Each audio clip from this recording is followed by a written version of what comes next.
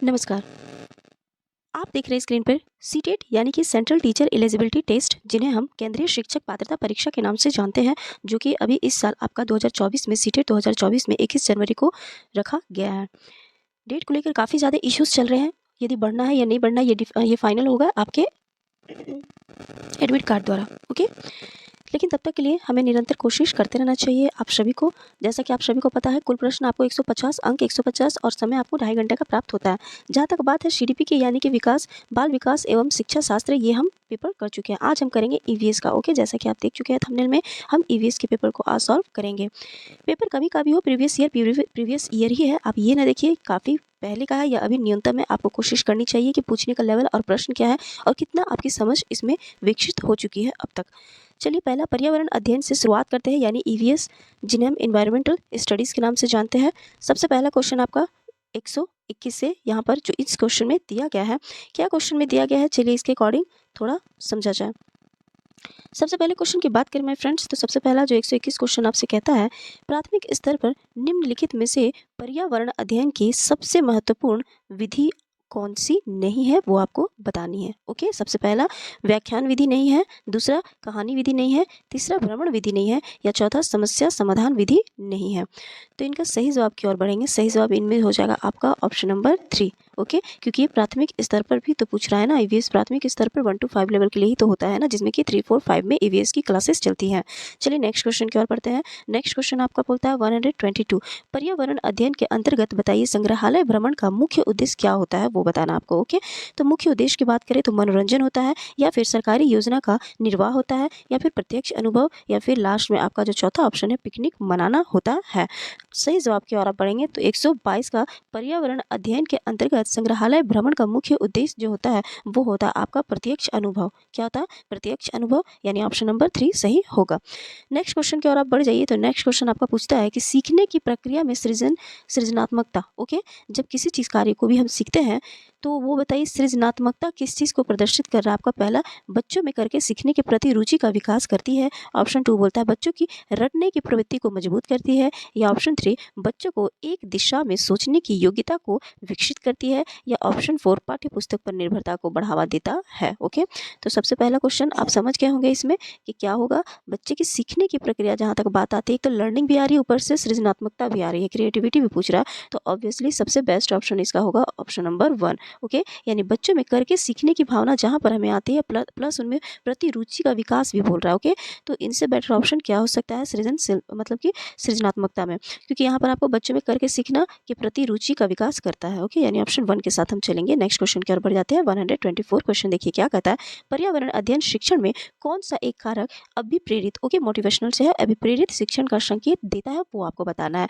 तो ऑब्वियसली जहाँ से आपको मोटिवेट मिल रहा है उस ऑप्शन की ओर आप ध्यान देंगे। गृह कार्य बच्चों द्वारा पूर्ण करना, बिल्कुल भी नहीं। सेकेंड ऑप्शन है बच्चों द्वारा प्रश्न पूछना, हाँ लग रहा है। और कक्षा में बच्चों की अधिकतम उपस्थिति, इससे तो उतना फर्क नहीं पड़ता है मोटिवेशनल का। और कक्षा में एक खामोशी, ये तो बिल्कुल भी नहीं होता है। सही उत्तर की ओर आप आराम से जान गए क्या होगा, वो जगह एक ही ऑप्शन हमारे पास बच रहा है जो पॉजिटिव दिख रहा है हमें अभिप्रेरित के रिलेटेड, कि पर्यावरण अध्ययन में कौन सा चीज़ हमें मोटिवेट करेगा शिक्षण के संकेत के प्रति, तो बच्चों द्वारा प्रश्न पूछना। ओके, चलिए नेक्स्ट क्वेश्चन देखिए क्या कहता है। 125 क्वेश्चन आपसे कहता है माय फ्रेंड्स कि एक विज्ञान शिक्षक के लिए विद्यार्थियों को हवा में भार होता है, ओके, यानी हवा में भार होता है, ज्ञात कराने के लिए वैज्ञानिक विधि के मुख्य सही चरण क्या करेंगे। ओके, यानी कि क्या होगा वो बताना है। तो आप इसमें देखिए, जब बच्चों को किसी देना है इस तरीके का थॉट, तो क्या सबसे पहला आएगा, क्या समस्या फिर परिकल्पना फिर प्रयोग लास्ट में निष्कर्ष आएगा, या फिर ऑप्शन 2 पहले परिकल्पना ही आ जाएगा तब समस्या आएगा तब उस पर हम प्रयोग करेंगे तब लास्ट में निष्कर्ष होगा, या फिर प्रयोग पहले होगा परिकल्पना बाद में आएगा और फिर समस्या सबसे बाद में और निष्कर्ष तो ऑब्वियसली लास्ट में आता ही है, या फिर समस्या पहले होगी उस पर प्रयोग किया जाएगा फिर परिकल्पना होगी सोच होगा उसके बाद निष्कर्ष। तो ऑब्वियसली सही उत्तर की ओर हम बढ़ेंगे। तो आप समझ चुके होंगे सबसे सही उत्तर होगा ऑप्शन नंबर 1, कि कोई भी हम बच्चे को किसी भी प्रकार का यदि देते हैं किसी भी चीज़ से समस्या से, चाहे कुछ भी उनसे हम जिस प्रकार से इनमें टीचर ने दिया है बच्चों को कि हवा में भार होता है, इससे ज्ञात कराने के लिए बताइए क्या है। तो इससे ज्ञात कराने के लिए बात करें तो वो सबसे पहले तो क्या करेंगे, सबसे पहले वो करेंगे इसमें समस्या। ओके, उनके सामने समस्या पैदा हुई, समस्या दिया गया टीचर द्वारा, उन पर वो सोच रखेंगे, उसके बाद उन सोच के अकॉर्डिंग वो प्रयोग करेंगे और प्रयोग करने से जो भी रिजल्ट आएगा निष्कर्ष आएगा वहाँ तक वो पहुँच जाएंगे। चलिए 123 126 की ओर बढ़ते हैं। ओके, तो 126 क्वेश्चन आपसे क्या कहता है? 126 क्वेश्चन कह रहा है आपसे कि निर्जलीकरण। ओके, यहाँ पर बात की जा रही है आपके निर्जलीकरण से ग्रस्त बालक के शरीर में बताइए किस पदार्थ की कमी हो जाती है? पहला लवण, दूसरा जल, तीसरा लवण एवं जल और तीसरा रक्त। तो यहाँ पर जब यहाँ पर आपसे पूछ रहा है निर्जलीकरण, तो बात सही लग रहा है, जल की कमी और साथ ही साथ लवण भी, तो ऑप्शन नंबर 3 ही इसका सही जवाब हो जाएगा। ओके, 126 का ऑप्शन नंबर 3 होगा। 100 चलिए नेक्स्ट क्वेश्चन की ओर बढ़ते हैं। नेक्स्ट क्वेश्चन आपका हो जाएगा 127। तो 127 क्या कहता है? 127 आपसे कहता है कि निम्नलिखित में से कौन सा पदार्थ प्राकृतिक रूप से ठोस, द्रव्य और गैस अवस्था में पाया जाता है? इन तीनों अवस्था में जो भी पाया जाता है वो बताना है, वो क्या होगा? तो वो होगा पहला ऑप्शन ग्रेनाइट होगा, यानी कि इनमें से ग्रेनाइट होगा, या सेकंड ऑप्शन पारा होगा, थर्ड होगा बॉक्साइट होगा, या फिर फोर्थ जल होगा। तो ऑप्शन के अकॉर्डिंग यानी क्वेश्चन के अकॉर्डिंग बात करें सही जवाब की, तो सही जवाब आपका हो जाएगा ऑप्शन नंबर 4 जल। क्योंकि जल जो है वो ठोस भी हो सकता है, द्रव भी हो सकता है और गैस भी हो सकता है। ओके, ठोस कैसे हो सकता है आप जान रहे हैं, बर्फ के थ्रू, द्रव कैसे हो सकता है पानी के थ्रू, और गैस कैसे हो सकता है जो ऑब्वियसली भाप के थ्रू, आप जान रहे हैं। नेक्स्ट क्वेश्चन की ओर बढ़ते हैं 20 यानी कि 128 क्वेश्चन की ओर। ये आपसे पूछता है क्वेश्चन नंबर कि रेशम प्राप्त किया जाता है। ऑब्वियसली ये क्वेश्चन थोड़ा ईजी है, रेशम कीट के अंडे से, और क्योंकि ये पूछा जा रहा है कंटेंट से रिलेटेड क्वेश्चन है, रेशम के कीड़े से, जो कि एक चैप्टर आता है ये 3 क्लास में, तो उनसे है। और रेशम के कीट के अंडे से, रेशम कीट के लार्वा से, या फिर ये, और रेशम कीट के प्यूपा से, या फिर ऑप्शन यानी कि इनमें से कोई नहीं। तो यहाँ पर जब आपकी बात की जाए जा रही कि रेशम प्राप्ति किया जाता है किन से, तो रेशम जो प्राप्त होता है वो होता है ऑप्शन नंबर 3 रेशम कीट के प्यूपा से। ओके, यानी कि प्यूपा से जो है उससे रेशम मिलता है, न कि अंडे से और न कि लार्वा से। ओके, याद रखिएगा ये जो मिलता है रेशम जो हमें प्राप्त होता है वो प्यूपा, किनसे? प्यूपा, जो रेशम कीड़े होते हैं उनके प्यूपा से मिलता है। ओके, चलिए 129 की ओर बढ़ते हैं। क्वेश्चन नंबर क्या कहता है आपसे? निम्नलिखित में से कौन सा युग्म ठीक है वो बताना। पहला ऑप्शन आपका काजीरंगा राष्ट्रीय पार्क एक सिंग वाला गेंडा है जो कि केरल में प्राप्त होता है। ऑप्शन नंबर 2 कहता है काजीरंगा राष्ट्रीय पार्क 2 सिंग वाला गेंडा है जो कि उत्तराखंड में प्राप्त होता है। ऑप्शन 3 कहता है कि काजीरंगा राष्ट्रीय पार्क एक सिंग वाला दरियाई घोड़ा होता है जो कि असम में प्राप्त होता है। या ऑप्शन 4 कहता है कि काजीरंगा राष्ट्रीय पार्क 2 सिंग वाले गेंडा होते हैं जो कि मणिपुर में हमें देखने को प्राप्त मिलते हैं। सही उत्तर की ओर बढ़ेंगे, क्या होता है? सही उत्तर बोलता है इनमें से सही युग्म कौन सा है? तो सही युग्म की बात करेंगे तो वो हो जाएगा आपका ऑप्शन नंबर 3 जो कि काजीरंगा राष्ट्रीय पार्क एक सिंग वाला दरियाई घोड़ा। ओके, एक सिंग वाला दरियाई जो घोड़ा होता है जो कि हमें असम में प्राप्त होता है वही सही युग्म होगा। ओके, काजीरंगा राष्ट्रीय पार्क भी देखना, साथ ही साथ किस प्रकार का वहाँ का दिया गया है, कहाँ से, ये भी देखना। ठीक है, नेक्स्ट 130 क्वेश्चन की ओर बढ़ जाइए। 130 क्वेश्चन कहता है माय फ्रेंड्स कि पक्षियों की चोंच निम्नलिखित में से किस पर आश्रित होती है? क्या वह पक्षियों के पंजों पर आश्रित होती है, या फिर पक्षियों को पैर पर आश्रित होती है, या भोजन के प्रकार पर आश्रित होती है, या इनमें से सभी पर आश्रित होती है?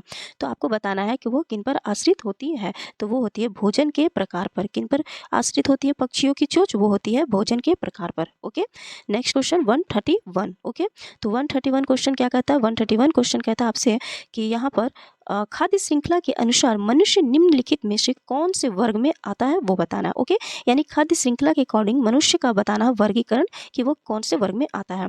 सबसे पहले शाकाहारी में आता है, ऑप्शन 2 सर्वाहारी में आता है, थर्ड मांसाहारी में आता है, या फिर शाकाहारी एवं मांसाहारी यानी कि दोनों में आता है, यानी कि शाकाहारी और सर्वाहारी, जिनमें सर्वाहारी में सभी होते हैं सम्मिलित।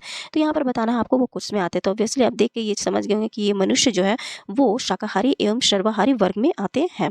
नेक्स्ट 132 क्वेश्चन देखिए क्या कहता है। जो 132 क्वेश्चन कह रहा है वो कहता है संचार के लिए। ओके, यानी कि संचार के लिए उपग्रह कहाँ स्थापित किए जाते हैं वो बताना। उपग्रह कहाँ स्थापित किए जाते हैं? सबसे पहला समताप मंडल में किए जाते हैं, दूसरा ऑप्शन आपके पास धरातल से 36,000 किलोमीटर की ऊंचाई पर, या फिर क्षोभ सीमा, या फिर लास्ट में आयन मंडल में। तो सही उत्तर की ओर बढ़ते हैं। 132 का जो सही जवाब है वो हो जाएगा आपका ऑप्शन नंबर 2। ओके, यानी कि धरातल से 36,000 किलोमीटर की ऊंचाई पर जो है संचार के लिए उपग्रह स्थापित किए जाते हैं। क्वेश्चन आ जाइए 133। यहाँ आपको बोलता है कि समाज की कौन सी इकाई में रक्त संबंधों का पाया जाना अनिवार्य है वो बताना है। यानी समाज की कौन सी ऐसी इकाई है जिसमें रक्त संबंध का पाया जाना अनिवार्य है, जरूरी है। सबसे पहले क्या वो परिवार है, दूसरा गांव, तीसरा समुदाय, चौथा पास पड़ोस है, यानी कि पास पड़ोस है वो बताना है। तो वो जो हो जाएगा आपका, सबसे पहले आप देखकर ही समझ गए होंगे कि इसका उत्तर तो ऑब्वियसली 1 होगा, परिवार। ओके, क्योंकि समाज की वो कौन सी इकाई जिसमें रक्त संबंध, कहते हैं ना खून खून का संबंध है, भाई बहन का, माँ बाप का, ये सबसे रिलेटेड की तो ऑब्वियसली रक्त संबंध परिवार से ही रिलेटेड होगा। 134 की ओर आ जाइए। तो भारत के राष्ट्रीय चिन्ह में स्थित चक्र में तिलिया जो होती हैं तो वो कितनी होती है, वो ऑब्वियसली आप जान रहे हैं ऑप्शन 1 12 16 24 20। तो देख करके आप जान गए होंगे, सभी को पता है कि हमारा जो राष्ट्रीय चिन्ह है, जो चक्र है, तो उनमें कितने तिल्लियाँ होती हैं। ओके, वो कितनी होती है, कितनी तिल्लियाँ होती हैं। तो अब ये तो पता नहीं है, ऐसा तो होना नहीं चाहिए ऑब्वियसली, हर किसी को ये होना ही होना चाहिए। Normal general knowledge, basic knowledge है जो कि बचपन से हम देखते आ रहे हैं, तो वो होने चाहिए कितना, 24 होने चाहिए। कितने होने चाहिए, 24। ओके, तो ऑप्शन 3 सही जवाब हो जाएगा 134 का।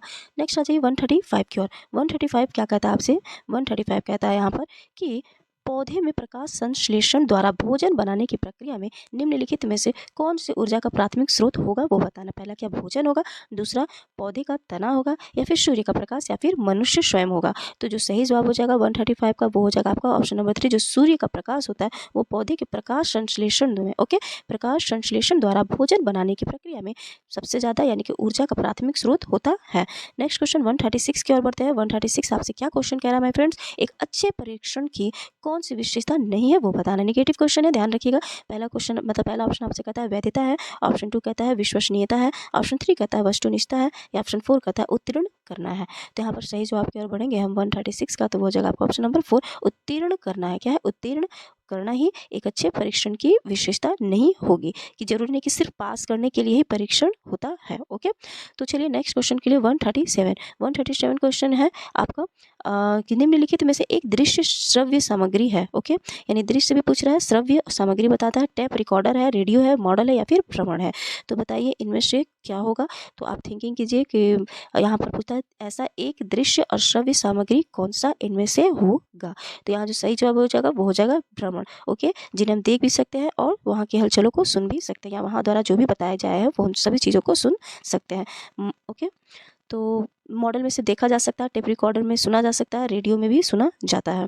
तो चलिए नेक्स्ट क्वेश्चन की ओर बढ़ते हैं। 138 क्वेश्चन क्या कहता है। 138 क्वेश्चन आपसे कहता है माय फ्रेंड्स कि पर्यावरण अध्ययन के अंतर्गत बताइए कि अपने आसपास, ये जो चैप्टर है ईवीएस का चैप्टर है, तो उसके परिवेश को जानने का सबसे सरल माध्यम क्या है वो बताना है। पहला क्या पुस्तकें है, दूसरा क्या अवलोकन है, तीसरा क्या दूरदर्शन है, या चौथा समाचार पत्र पत्रिकाएं हैं, वो पूछ रहा है आपसे। तो यहाँ पर जो सही जवाब हो जाएगा वो हो जाएगा आपका ऑप्शन नंबर 2, ओके, अवलोकन। जो पूछता है पर्यावरण अध्ययन के अंतर्गत आसपास के परिवेश को जानने का सबसे सरल माध्यम क्या है, अवलोकन करना। ओके, ऑब्जर्व करके किसी चीज़ को आसानी से जाना जाता है। 139 की बात करें तो पर्यावरण अध्ययन में बात करें तो उपचारात्मक आकलन, क्या उपचारात्मक आकलन का उद्देश्य क्या है वो आपको बताना। पहला क्या छात्रों को उत्तीर्ण करना सिर्फ है, या छात्रों की शिक्षण अधिगम प्रक्रिया के दौरान छात्रों की शैक्षणिक कमजोरियों को दूर करना है, या थर्ड है छात्रों को सिर्फ उत्तीर्ण करना ही है, या फिर फोर्थ है छात्रों की शैक्षिक कमजोरियों का पता लगाना है। तो सही जवाब की ओर बढ़ते हैं, जो सबसे बेस्ट होगा वही सही जवाब होगा। ऐसे तो देखने में आपको 2 भी लग सकता है पॉजिटिव कभी कभी किसी किसी क्वेश्चन में। तो 139 की यदि हम बात करें तो वो हो जाएगा आपका ऑप्शन नंबर 2, जो कि सबसे एप्रोप्रिएट और सबसे बेस्ट उत्तर होना चाहिए, कि छात्रों की शिक्षण अधिगम प्रक्रिया के दौरान छात्रों की शैक्षणिक कमजोरियों को दूर करना ही इसका पर्यावरण अध्ययन का उपचारात्मक आकलन का उद्देश्य होता है। 140 की ओर बढ़ जाइए। यहाँ आपसे कहता है कि बीजों का अंकुरण, ओके, के प्रभावी शिक्षण हेतु आवश्यक है। क्या आवश्यक है, क्या वो पाठ्य पुस्तक आवश्यक है, क्या वो श्याम पट्ट पर नामांकन चित्रशिल्प आवश्यक है, या बीज और उसका पौधा, या फिर बीज के अनुकरण के प्रयोग का विद्यार्थी द्वारा प्रतिदिन अवलोकन। ये तो ऐसे ही आपको प्राप्त हो गया होगा कि क्या होगा इसका उत्तर। तो कुछ कुछ क्वेश्चन इजी वे पे भी रहते हैं और कुछ कुछ हार्ड भी रहते हैं, क्योंकि मिक्सअप रहेगा। ऐसा नहीं कि आपको सारे इजी मिलेंगे, ऐसा नहीं कि सारे के सारे हार्ड मिलेंगे। हर सब्जेक्ट्स को लेकर, चाहे आप सीडीपी दीजिए, पेपर 1 में हिंदी दीजिए, मैथ्स दीजिए, ईवीएस दीजिए, हर में इंग्लिश, हिंदी इंग्लिश सब में मतलब सेम टू सेम आपको इस तरीके से देखने को प्राप्त मिलेंगे। लेकिन ज़्यादातर जो पेडागोजिकल क्वेश्चन होते हैं उनमें थोड़ा सा आपको मिक्सअप, और कंटेंट तो कंटेंट बेसिस है, लेकिन पेडागोजिकल में मिक्सअप इस तरीके के क्वेश्चन हमें देखने को प्राप्त हो जाएंगे। तो बीजों का अंकुरण की बात करें तो बीजों का अंकुरण जो है वो ऑब्वियसली हमें किससे प्राप्त होता है, ऑप्शन 4 बीजों के अनुकरण, जिसमें विद्यार्थी प्रतिदिन अवलोकन करे, ऑब्जर्व करे। ओके, क्योंकि इससे बेस्ट वो सीख सकेंगे। क्या हो गया, चलिए नेक्स्ट क्वेश्चन की ओर बढ़ते हैं। नेक्स्ट क्वेश्चन आपका 141 क्वेश्चन क्या कहता है, वो कहता है आपसे कि एटीपी, ओके, एटीपी का निर्माण किसके द्वारा होता है वो बताना। पहला का माइटोकॉन्ड्रिया के द्वारा होता है, दूसरा है यानी कि पर्णहरिम, जिन्हें हम क्लोरोफिल के नाम से जानते हैं, तीसरा है राइबोसोमिल यानी कि राइबोसोम्स, जिन्हें हम राइबोसोम्स के नाम से जानते हैं, यहाँ फोर्थ है आपका Golgi body, okay, Golgi bodies के नाम से जानते हैं। तो बताना है इनमें कि जो एटीपी है उसका निर्माण किसके द्वारा किया जाता है। तो वो होता है ऑप्शन 1, यानी कि माइटोकॉन्ड्रिया के द्वारा होता है। ओके, नेक्स्ट क्वेश्चन की ओर बढ़ जाइए। 132 देखिए क्वेश्चन क्या कहता है। 132 कहता है कि लाल आंकड़े, ओके, ये पूछता था रेड डाटा बुक से। ये भी क्वेश्चन पहले बहुत ज़्यादा था, अब थोड़ा कम कर दिया गया है, लेकिन कोई डिपेंडेबल नहीं है कि फिर से, क्योंकि ऑफलाइन मोड में कुछ कह नहीं सकते हैं। तो ये लाल आंकड़ा पुस्तक जो है, यानी कि जिन्हें हम रेड डाटा बुक के नाम से जानते हैं, निम्नलिखित में से किसके लिए चर्चित है वो बताना। पहला क्या, विलुप्त पौधे एवं प्राणियों के लिए है, या फिर दूसरा विलुप्त पौधे के लिए, या तीसरा है संकटग्रस्त पौधों के लिए, फोर्थ है यानी कि संकटग्रस्त प्राणियों के लिए है। तो जो यहाँ पर रेड डाटा बुक की बात की जा रही है वो होगा आपका ऑप्शन 1 विलुप्त पौधे एवं प्राणियों के लिए ही सही जवाब हो जाएगा, उसी के लिए ये चर्चित है। ओके, नेक्स्ट 143 की ओर बढ़ जाइए। 143 क्वेश्चन किस प्रकार से आपसे पूछ रहा है कि एक रोगी को लगातार घाव से रक्त बह रहा है। ओके, रोगी को कौन से विटामिन की कमी के द्वारा लगातार रक्त बह रहा है वो आपको बताना है। पहला ऑप्शन आपसे है कि विटामिन के कारण, या फिर विटामिन ए के कारण, या फिर विटामिन डी के कारण, या विटामिन बी के कारण। तो जो रोगी को रेड रक्त जो भी बह रहा है घाव से, तो वो बताइए कि वो किस मतलब विटामिन की कमी के कारण बह रहा है। तो वो बह रहा है आपका ऑप्शन नंबर 1 विटामिन के की वजह से। किसकी वजह से? विटामिन के की वजह से लगातार रक्त बह रहा है। 144 क्वेश्चन की बात करें तो 144 क्वेश्चन आपसे कहता है कि प्लेग नामक रोग, ओके, कौन सा रोग? प्लेग नामक रोग कौन से जीव द्वारा फैलाया जाता है? पहला मच्छर, दूसरा बंदर, तीसरा शुअर, चौथा चूहा। तो यहाँ पर आपसे पूछता है किस के अकॉर्डिंग ये फैलाया जाता है। तो सही उत्तर की बात करें तो जो प्लेग नामक जो रोग है वो आपका फैलता है ऑप्शन 4 चूहा। ओके, किसके? चूहा के कारण, यह चूहा जीव के कारण ही फैलता जाता है। चलिए नेक्स्ट क्वेश्चन 145 की ओर। 145 कहता है माय फ्रेंड्स कि निम्नलिखित में से कौन सा युग्म ठीक नहीं है वो बताना है। नेगेटिव क्वेश्चन है, नहीं है वो बताना। पहला क्या खनिज तेल बायोगैस के साथ होगा, या फिर जैव कचरा बायोगैस के साथ होगा, पशु मल बायोगैस के साथ होगा, या मानव मल बायोगैस के साथ होगा। तो ऑब्वियसली आप समझ गए होंगे 145 का ऑप्शन देख करके ही समझ गए होंगे कि क्या होगा, वो हो जाएगा खनिज तेल बायोगैस का सही युग्म नहीं है। ओके, क्योंकि सही युग्म नहीं है बताना था, खनिज तेल का और बायोगैस का इन दोनों का आपस में सही युग्म नहीं बैठ रहा है। बाकी नेक्स्ट हम आगे बढ़ते हैं 146 की ओर। 146 क्वेश्चन जो है वो आपसे कहता है निदानात्मक परीक्षण। ओके, निदानात्मक परीक्षण का उद्देश्य क्या है वो आपको इसमें बताना है। तो बताना है क्या है। पहला क्वेश्चन है आपका, ऑप्शन है छात्रों की विशेष अधिगम संबंधी समस्याओं का पता लगाना, ऑप्शन 2 कहता है छात्रों के व्यवहार संबंधी समस्याओं का पता लगाना, या ऑप्शन 3 छात्रों की शारीरिक क्षमताओं का पता लगाना, ऑप्शन 4 इनमें से कोई नहीं। तो जो हमारा यहाँ पर निदानात्मक परीक्षण पूछता है, ओके, तो ये जो है वो आपका हो जाएगा ऑप्शन नंबर 1 जो छात्रों की विशेष अधिगम संबंधी समस्याओं का पता लगाना निगमनात्मक परीक्षण का उद्देश्य है। एक निगमनात्मक और ऊपर में उपचारात्मक परीक्षण, ये दोनों क्वेश्चन इसमें दिए गए हैं। ओके, इनसे रिलेटेड अच्छे से आप क्वेश्चन को देख लीजिएगा। निदान करना और एक उपचार करना, ये परीक्षण दो प्रकार के जो बच्चों में किए जाते हैं। 147 की ओर बढ़ जाइए। पर्यावरण अध्ययन का प्रमुख उद्देश्य क्या है वो आपको बताना है। पहला क्या पर्यावरण से सामंजस्य बनाना है, ऑप्शन 2 है जीव संरक्षण, ऑप्शन 3 है प्रदूषण उन्मूलन, या ऑप्शन 4 इनमें से सभी। तो सही उत्तर की बात करें कि पर्यावरण अध्ययन का मुख्य उद्देश्य क्या होता है, तो वो होता है आपका ऑप्शन नंबर 4 इनमें से सभी। ओके, नेक्स्ट क्वेश्चन 148 की ओर बढ़ते हैं। 148 क्या बोलता है माय फ्रेंड्स, यहाँ आपसे बोलता है 148 क्वेश्चन नंबर कि निम्नलिखित में से कौन सा एक वैज्ञानिक दृष्टिकोण, ओके, कि गुण नहीं है वो बताना। ये भी आपका निगेटिव है, नहीं है वो बताना। वैज्ञानिक दृष्टिकोण का गुण नहीं है वो बताना। पहला है यानी कि निष्पक्षता, दूसरा है उदारमति, तीसरा है कारण तथा तथ्य में विश्वास, 4 है आपका अंधविश्वास में रुचि। सही उत्तर की ओर बढ़ जाते हैं। सही उत्तर आपका है ऑप्शन नंबर 4 यानी कि अंधविश्वास में रुचि जो होता है वो वैज्ञानिक दृष्टिकोण का गुण नहीं है। नेक्स्ट 149 क्वेश्चन की ओर बढ़ता है। पर्यावरण अध्ययन में सतत एवं व्यापक मूल्यांकन पूछ रहा है। ओके, सतत एवं व्यापक मूल्यांकन प्रमुख उद्देश्य है वो बोल रहा है। पहला क्या निदानात्मक, दूसरा परिणात्मक, तीसरा गुणात्मक, और इनमें से कोई नहीं चौथा आपसे पूछता है। तो यहाँ पर आप देखेंगे कि पर्यावरण की बात करें ईवीएस में सतत यानी कि निरंतर और व्यापक जो होता है कंटिन्यू और जो चलने वाला जो मूल्यांकन किया जाता है, तो उनमें जो आपका उद्देश्य है वो है मतलब उद्देश्य है वो है आपका कौन सा है, वो हो जाएगा आपका ऑप्शन नंबर 2। ओके, परिणात्मक। ओके, चलिए नेक्स्ट क्वेश्चन की ओर बढ़ते हैं। नेक्स्ट क्वेश्चन की ओर बढ़ जाता है। नेक्स्ट क्वेश्चन आपसे कहता है यहाँ पर 150 क्वेश्चन जो कि हमारा लास्ट क्वेश्चन भी होगा। यहाँ पर आपसे कहता है कि पर्यावरण अध्ययन की कौन सी विधि को वैज्ञानिक विधि के रूप में मान्यता है। ओके, पहला ऑप्शन क्या योजना विधि है, दूसरा ऑप्शन व्याख्यान विधि है, तीसरा कहानी विधि, या चौथा प्रदर्शन विधि वो बताना है। तो यदि हम 150 की बात करें तो पर्यावरण अध्ययन की वो जो विधि है जो वैज्ञानिक विधि के रूप में मान्यता प्राप्त होती है वो हमारा ऑप्शन नंबर 4 परिदर्शन विधि। ओके, व्याख्यान में सिर्फ भाषण के थ्रू हम समझ सकते हैं, कहानी हम समझ सकते हैं, थॉट प्रोसेस और योजना जिस चीज से नियोजन यानी कि योजना करते हैं। प्रदर्शन विधि में आपका ये वैज्ञानिक विधि के रूप में मान्यता प्राप्त होता है। स्कूल में भी हम लोग देखते हैं किसी भी चीज़ का एग्जीबिशन वगैरह होता है तो उसमें प्रदर्शन विधि को बिल्कुल किया जा सकता है। उसके थ्रू पे हम बच्चों के मानसिक चिंतन को भी हम देख सकते हैं किस प्रकार का किस बच्चे का थॉट्स है वैज्ञानिक विधि से रिलेटेड भी। तो इस प्रकार से हमारे 150 यानी कि टोटल 30 क्वेश्चन ईवीएस की कंप्लीट होते हैं माय फ्रेंड्स। आई होप ये थोड़ा सा प्रैक्टिस सेट आपके लिए आने वाले सीटेट के लिए जो कंसेप्ट है उनमें क्लियर और भी ज़्यादा करेगा। जिस प्रकार के भी क्वेश्चन है previous year question previous year ही होते हैं। प्रीवियस ईयर क्वेश्चन से कुछ पूछा जाए इसमें कोई डिपेंडेबल नहीं है माय फ्रेंड्स कि उन्हीं क्वेश्चन से ही रिलेटेड आएगा। लेकिन हाँ, आपका कंसेप्ट जो डे टू डे लेवल जो हाई कर रहा है, क्योंकि क्वेश्चन ईजी होते हैं, पूछने का जो पैटर्न वो थोड़ा सा लेवल हाई कर दिया गया है, समझ आधार पर कर दिया गया है, तो उसके अकॉर्डिंग आपको हर क्वेश्चन को देखना है कि छोटे से छोटे बड़े से बड़े तरीके के जो पूछा जाए जा रहा है क्वेश्चन, चाहे वो किसी किसी भी सब्जेक्ट से पेडागोजिकल स्पेशली यदि देखें तो आपको यह समझना है क्वेश्चन के अकॉर्डिंग कि आप में कितनी ज़्यादा क्वेश्चन सही करने की समझने की क्षमता मतलब समझने की क्षमता अब तक बढ़ चुकी है। तो आई होप माय फ्रेंड्स ये वीडियो आपके लिए यूज़फुल रहा है। इसी प्रकार से निरंतर जुड़े रहिए। यदि ये वीडियो आपको पसंद आया हो ज़रा सा भी तो आप प्लीज़ मेरे वीडियो को लाइक कर सकते हैं और सब्सक्राइब करना ये आपकी मर्ज़ी। चलिए हम मिलते हैं अपने नेक्स्ट वीडियो में, तब तक के लिए इसी प्रकार से जुड़े रहेंगे और ये वीडियो देखने के लिए आपका बहुत बहुत धन्यवाद।